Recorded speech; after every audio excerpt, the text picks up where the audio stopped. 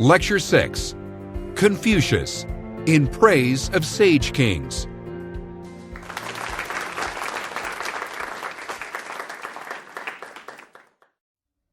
Hello again. Are you ready for a little change of pace? We've been following events at the Darshana Hotel for some time, remember, in India, up until about the 1st century AD. We're now going to shift our focus to China, to the Dao Hotel, and then that means we're going to jump back in time to the beginning of the conference going on there. The first Chinese philosopher was Confucius, who, like the Bhagavad Gita, was concerned with community, with social obligations, but he comes at these issues from a very different historical background. Now, Confucius may be somebody that you've heard of before, but perhaps don't know a lot about. He lived in about 500 BC, so he was a contemporary of the Buddha, maybe 100 years before Plato in ancient Greece. Confucius is probably the most significant thinker in Chinese history, which would have come as a surprise to Confucius himself. When he died at the age of 73, he thought about himself as a failure. I mean, his main ambition in life was to serve in government, to put his ideas into action. He never really held a significant position, and as a fallback, he became a teacher. It's sort of sad that he's a failure in life, and then he becomes a teacher. But apparently, he was a pretty good teacher because some of his students got jobs, which may have been a little bit bittersweet for him. I mean, he's happy for his students, but at the same time reminded of his own failures at what he really wanted to do. Confucius, like Socrates, like Jesus, never wrote anything himself. But after his death, his disciples put together a collection of his teachings called the Analects, which is the most influential book written in the Chinese language. It was studied and memorized for 2,500 years by students in China and in Japan and Korea. It's undoubtedly one of the most influential books, not just in Chinese history, but in world history. And it's very quotable. You'll be hearing me give a lot of quotes in this lecture from the Confucian Analects. Within a few centuries of Confucius's death, most people in China had adopted his analysis of what was wrong with the world and how best to remedy it. So Confucianism is not just a philosophy, it's more like a religion in that it provides a comprehensive worldview, it provides meaning in life, it gives guidelines, specific guidelines for living. Today in East Asia, people live by Confucian principles, even if they're not exactly sure where they had come from. Chinese history is divided into dynasties, and Confucius lived toward the end of one of the longest of those. It's called the Zhou dynasty, and it was founded some 500 years before he was born, about 1045 BC. It had followed the Shang dynasty, and that became older and corrupt and lost the mandate of heaven. And so there were some kings, Kings Wan and Wu, who took over and started the Zhou dynasty. These are sage kings. The kingdom of China was much too large for any single person to rule over. So they ended up with a system sort of like feudalism in the medieval West. So they divided the territory into lots of units and then put some rulers in each local area, sort of like junior kings. And they had lots of relatives. Those are the people that you're going to trust to make your associated kings. And those relatives had lots of sons, each of whom deserved some part of the kingdom. Eventually, there were about 200 kingdoms, or little states, all over China, semi-autonomous, but related by blood, sometimes distantly, to the Zhou kings. Over time, those ties of kinship started to weaken, and these states started to compete with each other for resources and for territory.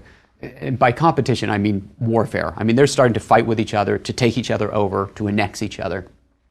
So there's the period called the Spring and Autumn era, and it goes from about 722 to 479 BC. And Confucius lives at the very end of this period. In that 240 years, the number of states goes from about 100, that had already been reduced from their height, 100 to 40. I mean, you can see how this process is going. And in the same 240 years, there were maybe 500 battles between states, 100 civil wars. So this is a time of violence, and increasing civil disorder. There are assassinations and murders, and ministers who stage coups and take over. There are intrigues, often deadly intrigues among aristocratic families. Battle was no longer an elegant competition among aristocrats fighting in chariots, sort of like in the Iliad, or actually like in the Mahabharata, in the Bhagavad Gita as well. But instead, there were large-scale slaughter that came as huge infantries of commoners were put in the field to fight with each other. The old ceremonies were treaties that were sealed by killing a sacrificial animal and then smearing its blood on one's lips while swearing an oath to the gods to uphold the provisions of that treaty. But the gods were the ancestors of the weakened House of Zhou. Remember, ancestor worship is the fundamental religion in China. And people began to speak of 口血未干, which means to break an oath while blood is still wet on one's lips. You just couldn't trust anyone. Things are falling apart. Moral confusion, universal distrust, and warfare, and of course, tremendous suffering. This is the world that Confucius is born into. Okay. We don't know a lot about his life. The first biography of him was written 400 years after his death. But from the Analects, we can piece together some information. He was born in 551 BC to the lowest level of the aristocracy in the state of Lu. It's a small state, but it has a cultural heritage that goes back to the earlier Shang dynasty. It's now in the Shandong Peninsula in the northeast of China. His name was Kong Chou. The Jesuits, missionaries coming in the 16th century, coined the term Confucius, which is a Latinized form of Confucius, which means revered Master Kong, which is a name they picked up somewhere. Chinese actually don't use that term very much. They just call him Kongzi, Master Kong. And then we'll call him Confucius. His father died when he was 3. He was raised by his mother. They were a poor family, but he did manage to receive an education, but not a job. He once said, "If there are any of the princes who would employ me, in the course of 12 months I should have done something considerable. In 3 years, the government would be perfected." But that's wishful thinking, because he didn't really get a job. It's the kind of thing you might say in an interview. At about 30, he became a teacher of traditional culture, of ritual and ethics and statecraft. At the age of 51, he was employed as a magistrate for a small time period, and then a minister of public works, minister of justice. It looked like a career was starting, but then he had a falling out with the ruler. He left his native state of Lu at the age of 55. He wandered around from state to state with his students, looking for jobs, looking for someone to employ him. He was turned down by everyone, dozens of rulers in multiple states. He finally returned back home at the age of 68, and then he died a few years later in 479 BC. So he lived into his early 70s, but by that time, his adult son had died, as had his favorite disciple. On that occasion, he said, "Alas, heaven has destroyed me."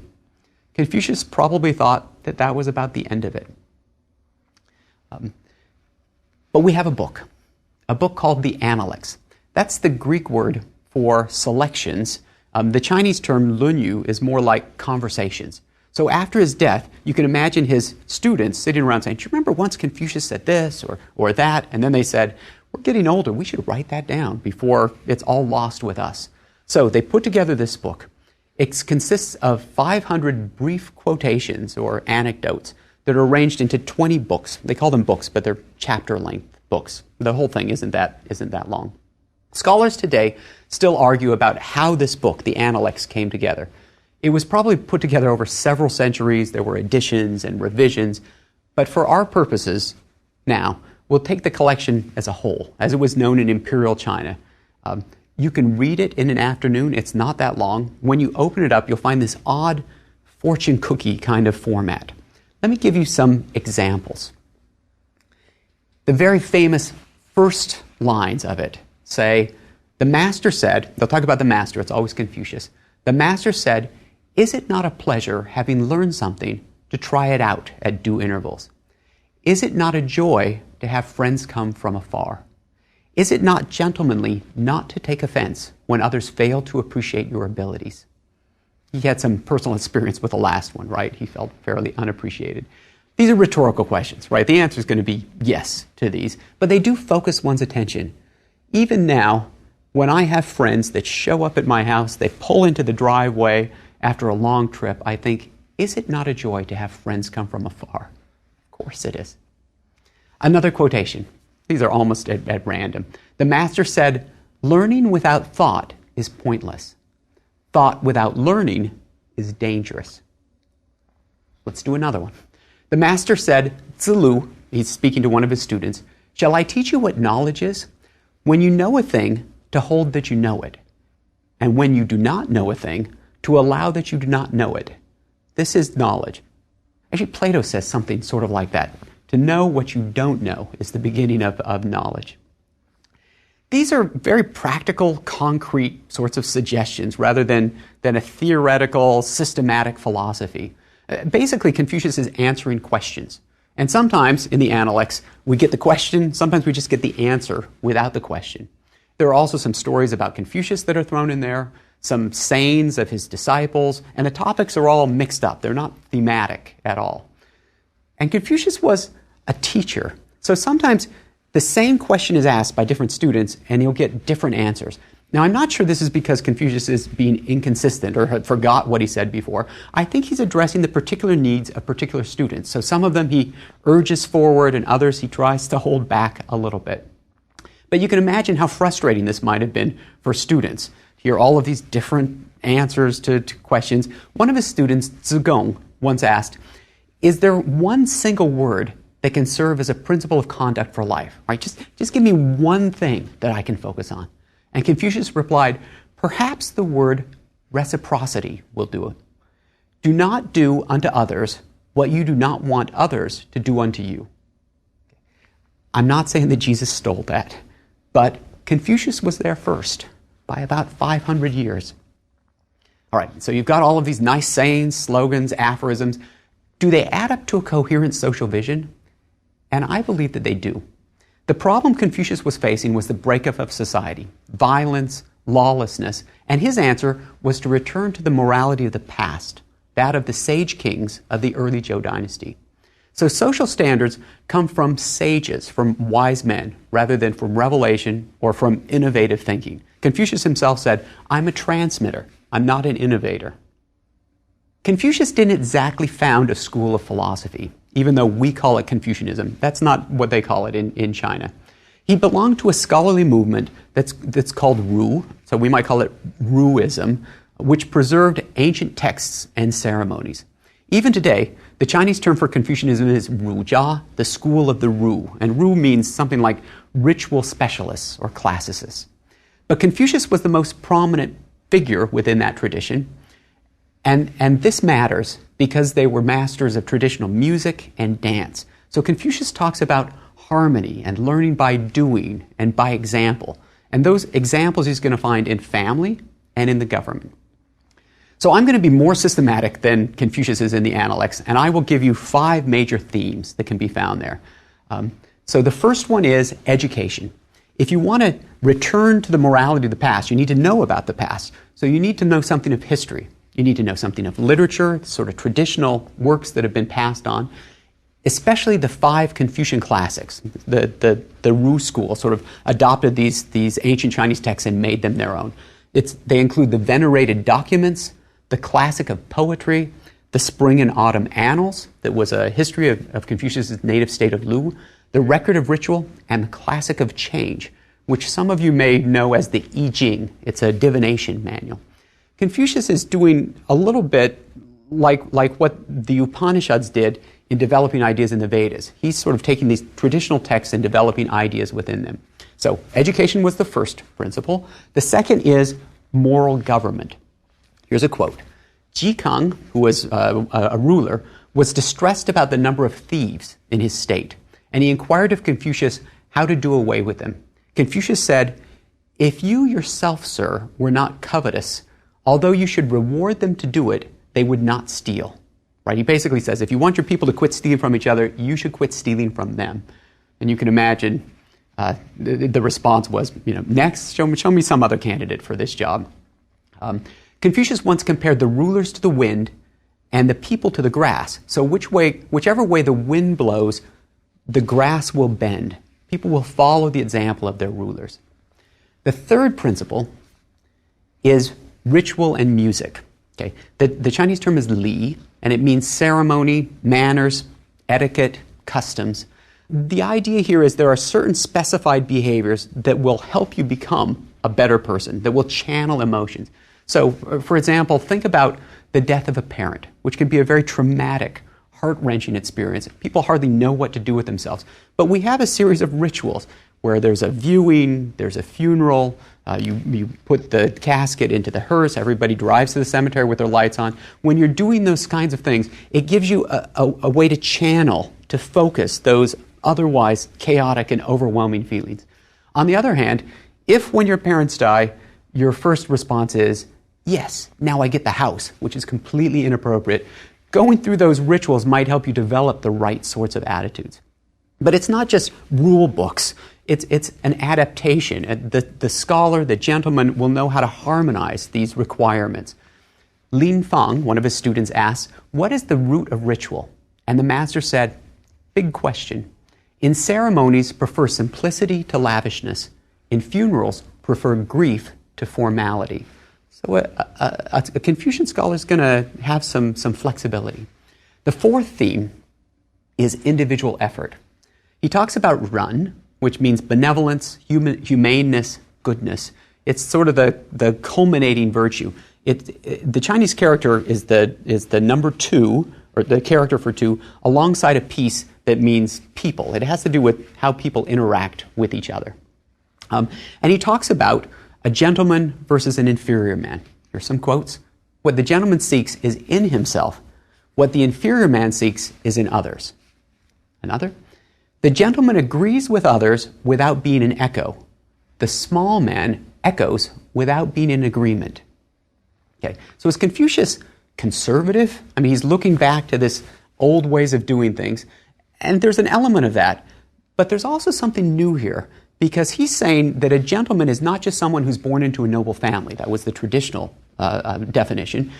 But he says anyone can be a gentleman if they act according to these principles. Right? It's merit, not birth, that matters. And that's kind of a radical idea in early China. His fifth and last theme is hierarchy. A quotation, Duke Jing of Qi, the state of Qi, asked Confucius about government. Confucius replied, there's government when the prince is a prince and the minister is a minister, when the father is father and the son is son. Okay, what? What he has in mind is if every father acted as a father should, was concerned with the welfare of his children, made sure they were educated, protected them, took care of them, and if every child, every son, acted as a son should, showing respect for his father and obedience and deference, then every family would run much more smoothly, right? And so also for those other relationships. The Confucians talk about 5 relationships: ruler to subject, parent to child, husband to wife, older brother to younger brother, and friend to friend. Okay? Each of those relationships is unequal, with the possible exception of the last. There's a superior and a subordinate. I myself am the oldest of 6 children, of 5 brothers. It seems like a great idea to me to have my younger brothers be deferent and obedient to me. I'm not sure they see it the same way. For a modern example, perhaps, let me ask the question, would the divorce rate be lower if all wives were obedient to their husbands? And at this point, it sounds sort of controversial, but stay with me here. I think the answer is yes, but certainly at a cost. I mean, there would be a number of women who were trapped in unhappy relationships, but they would be staying together for the sake of their families, which would remain intact. Now, sometimes I have students who hear this and they say, Professor Hardy, if you're just looking for hierarchy, couldn't you get the same result if all husbands were obedient to their wives? Sure. But Confucius would never have thought that way, right? He does belong to ancient China. And he doesn't say very much about women. That's a lack that's going to be remedied by a woman scholar, a female scholar named Ban Zhao. We'll hear more about her in lecture 15. Okay. In some ways, my example is a fair comparison, because Confucianism does stress the importance of sacrificing oneself for the good of the group, right? For the good of the family. In other ways, it's unfair, because Confucius would put a lot of emphasis on the duties that husbands had to their wives, and also Women as mothers have a tremendous amount of authority over their children, even over their adult sons.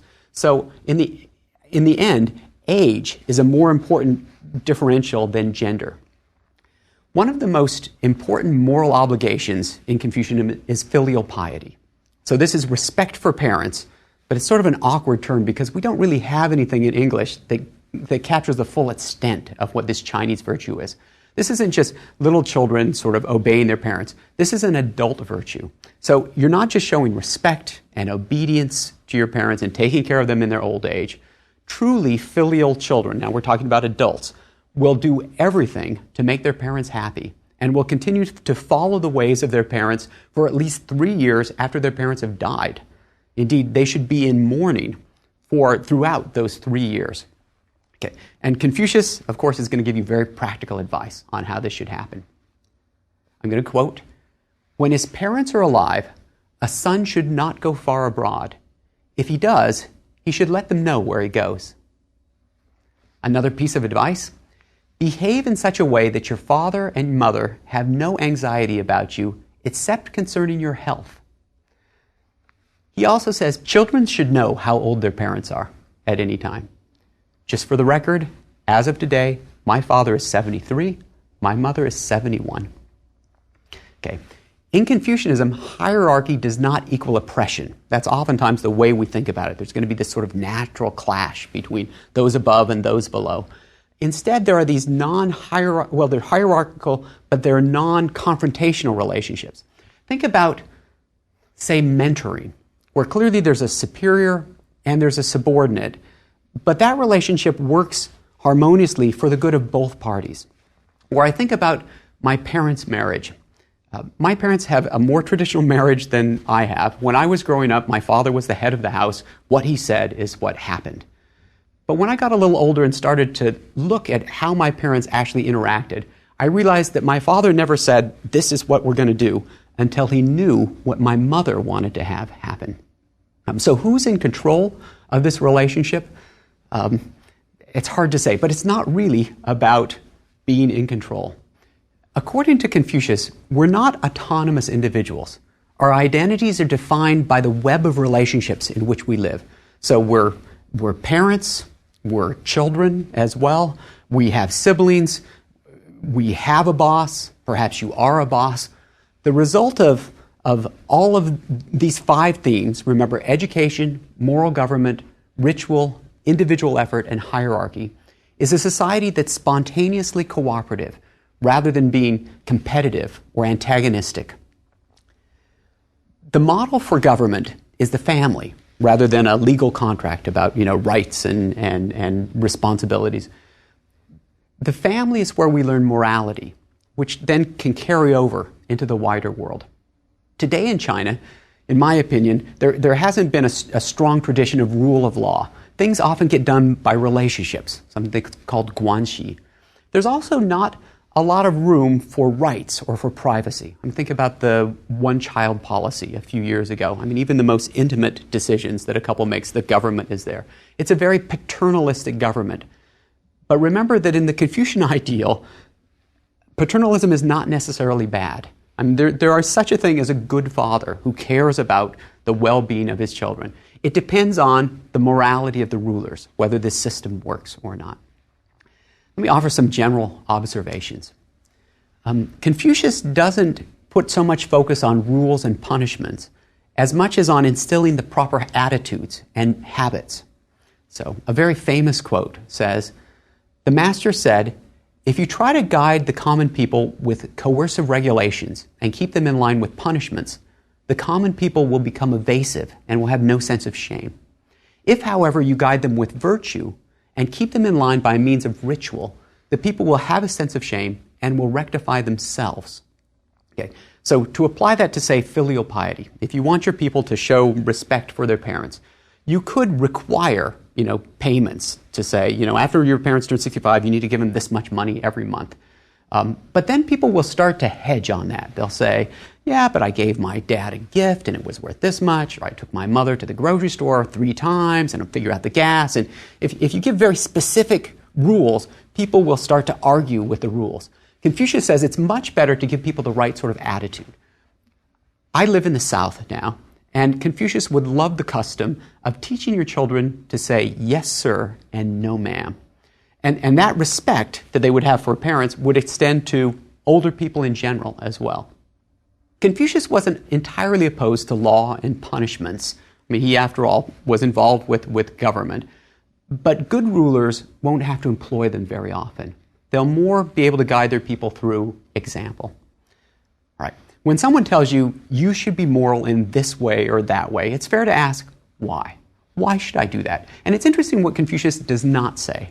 He doesn't say, you should live like this because if you don't, God will punish you or you'll go to hell. In fact, here's another quotation. It's more like this. Jilu, one of his disciples, asked about the worship of gods and spirits. Confucius said, we don't know yet how to serve men. How can we know about serving the spirits? What about death, was the next question. And Confucius said, we don't know yet about life. How can we know about death? Confucius is not irreligious, right? Ancestor worship is there. It's the basic religion of China. Ancestor worship rituals are part of Li, of ceremony. Confucius talks about the mandate of heaven, which isn't a personal God. It's more of an impersonal moral force, sort of the sky that watches over. It doesn't reward or punish immediately. So it's not exactly religion that's going to keep you in doing these Confucian things. It's not prosperity either. Confucius says that sometimes choosing the right will leave you poor and unemployed, but that's still what you ought to do, right? That was his experience. He says, you should live in this way because it's the right thing to do, because it's good for humankind generally, because it's worked in the past, back in the days of the ancient sage kings, because it fits human nature. Okay. Some later history for Confucianism, it was eventually adopted as the official ideology in the Han Dynasty. It's about 200 BC to 200 AD. It was associated with imperial China through the civil service exams that lasted until 1905. They were tested on their knowledge of the Confucian classics. So for thousands of years, well, for a couple of thousand years, boys learned to read by memorizing the Analects. They didn't have any idea about what the principles were, but these words were in their head. There's a certain flexibility that comes with Confucianism because these sort of fragmented short quotes are open to new interpretations, the most important of which was Neo-Confucianism in the 12th century. Okay, we ought to address two more questions before we quit. The first one is Confucianism practical? I mean, will this really work for a society or for a family, even for an individual? A philosophy that emphasizes deference to those in authority and knowing one's place in society so that everything can run harmoniously, that can be turned to oppressive ends.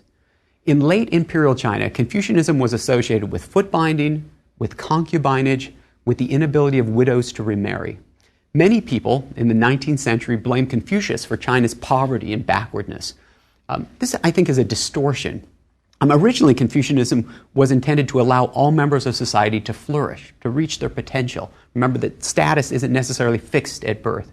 Indeed, sometimes, Confucius said, being filial meant speaking up, respectfully, of course, but telling your parents when you thought they were making a mistake. Now, if they didn't listen to you, you still had to go along with it, but sometimes there's that. Would it work for a nation? Confucius wanted to make a difference, as did his followers. They wanted to change things for the better, to be progressive while still holding on to what was most valuable from the past. But sometimes in places that may be impossible, especially when the government is corrupt or tyrannical. And in those cases, good Confucians don't seek office, but they retire from public life and focus on their immediate surroundings, like family. Okay. Can Confucianism work in a family? For some years, we had some discussions about putting a poster in my teenage daughter's room with a quotation from the Analects that would have reminded her of several ideals of the Confucian gentleman who, as it says, takes care when observing to see clearly, when listening to hear distinctly, when in doubt to ask questions, when angry to ponder the consequences, when gaining an advantage to consider whether it's fair. I'll leave it to your imagination as to what kinds of problems may that seem like a good idea. In one's personal life, there's an openness to learning in all situations, from both the good or the bad. Confucius said, when I'm walking along with two others, they may serve me as my teachers. I'll select their good qualities and follow them, and their bad qualities and avoid them. Okay. I want to leave you with more than a sense of Confucius as just like sayings. Confucius was a truly inspiring person. Not just random pieces of advice, but he offered a program for lifelong moral development. And you might think about where you are in this. The master said, at 15, I had my mind set on learning. At 30, I stood firm.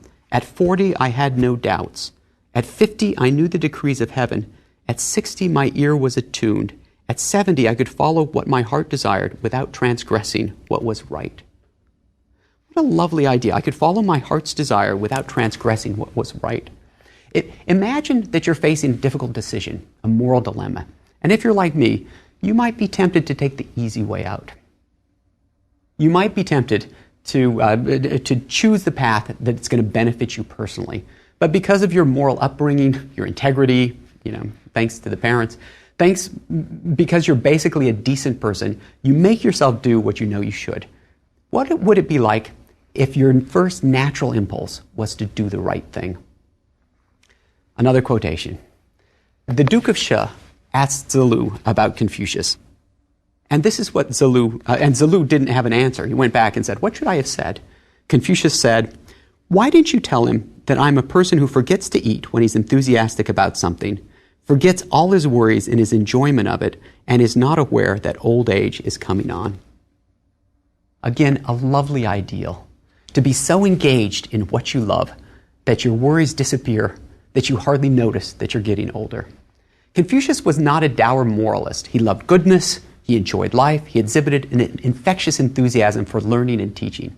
His is a practical philosophy that can only be truly understood by putting at least some of his principles into action. Remember that famous opening line of the Analects. Is it not a pleasure, having learned something, to try it out at due intervals? And now's your chance. Thanks.